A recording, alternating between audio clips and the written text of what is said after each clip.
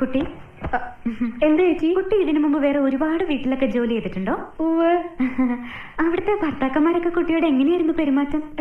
ഭർത്താക്കന്മാരൊക്കെ വളരെ സ്നേഹത്തോടെയാ പെരുമാറിയിരുന്നത്.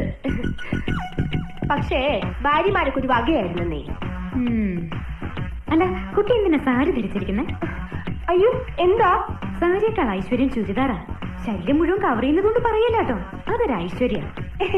അപ്പോ ചേച്ചിക്ക് വേണ്ട ഈ ഐശ്വര്യം?